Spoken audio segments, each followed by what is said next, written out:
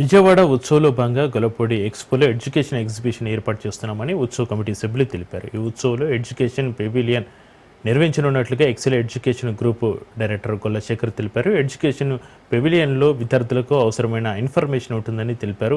ఏ దశలో అవకాశాలు ఎక్కువగా ఉంది అన్న ఇన్ఫర్మేషన్ విద్యార్థులకు అందించడం జరుగుతుంది అన్నారు.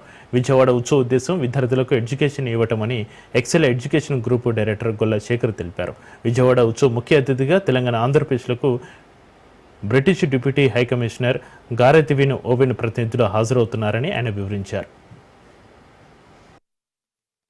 విజయవాడ ఉత్సవ్ ఎడ్యుకేషన్ ఎక్స్పో అనేది ఒక మంచి కార్యక్రమం. విజయవాడ ఎంపీ శ్రీ కేశినేని శ్రీనివాస్ సార్ గారు తీసుకున్న ఒక ఈ కొత్త ఇనిషియేటివ్ ఎంతో మంది విద్యార్థుల తల్లిదండ్రులకి అండ్ అదేవిధంగా కళాశాల యాజమాన్యానికి, కాలేజెస్కి, స్కూల్స్కి ఇది ఒక మంచి ప్లాట్ఫామ్. అంటే కళాశాలకు సంబంధించిన వాళ్ళు వాళ్ళ కళాశాలలో ఉన్న ప్రోగ్రామ్స్, ఫెసిలిటీస్ ఎంత ఖర్చు అవుతుంది ఇదంతా విద్యార్థులకు, పేరెంట్స్కి తెలియజేయడానికి ఒక మంచి అవకాశం.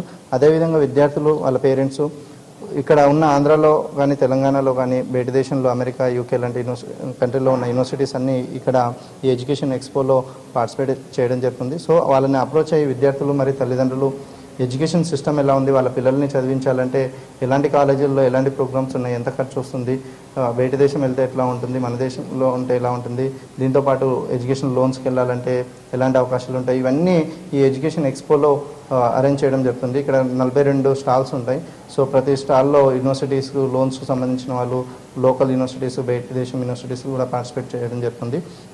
సో ఈ ఎడ్యుకేషన్ ఎక్స్పోకి UK deputy high commissioner mister Gareth Owen chief గెస్ట్గా వస్తున్నారు. సో అతను కూడా అంటే యూకే ఎడ్యుకేషన్ సిస్టమ్ ఎలా ఉంది అనేది తను కూడా మనకి వివరించే అవకాశం ఉంది.